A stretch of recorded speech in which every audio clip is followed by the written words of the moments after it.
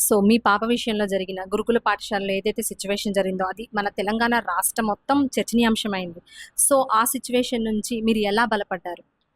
అంటే నేను ఈ హౌస్ కీపింగ్ సర్వీసెస్‌లో కొంచెం బిజీగున్నాను. అందులో ఇంట్లో మా మదర్ బెడ్ రీడర్. ఇద్దరిని హ్యాండిల్ చేయలేను. ప్లస్ మళ్ళీ తీసుకొని రావడం అట్లా ఇబ్బందవుతుందని ఫైనాన్షియల్‌గా గూడా ఇబ్బందేగా మేడం. ఇప్పుడు బయట చదివియటం ప్రైవేట్ స్కూల్‌లో అనేది మధ్య తరగతి వాళ్ళకి భారమైన అంశం. సో, నేను పాపని గురుకుల ఎగ్జామ్ రాయించాను. అమ్మాయికి సీటొచ్చింది. అక్కడ చదువుకుంది. అంతా బానే ఉంది. నేను నా బిజీలో నేనున్నాను. పాప 10థ్‌కొచ్చింది. ఆ సందర్భంగా అక్కడ రిపీటెడ్‌గా ఆమెకి ర్యాట్ బైట్ జరిగిందండి. వాళ్ళు కూడా వ్యాక్సిన్ ఏపిచ్చా అన్నారు. ఒకరోజు ఫోనొచ్చింది హాస్టల్ నుంచి. మీ పాపకి బాగా కాళ్ళు నొప్పులేస్తున్నాయంట.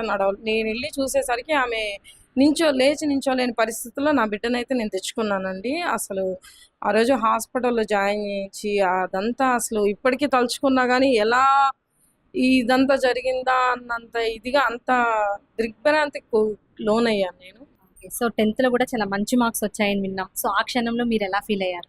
పాపకి సెకండ్ క్లాస్ వచ్చిందండి. అసలు తను రాస్తుందని గానీ, అంత మార్క్స్ తెచ్చుకుంటుందని గానీ నేను అనుకోలేదు.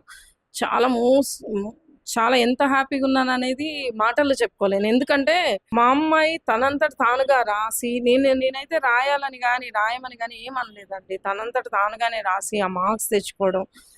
తనకెలా ఉందో గానీ నాకైతే చాలా హ్యాపీగుందండి.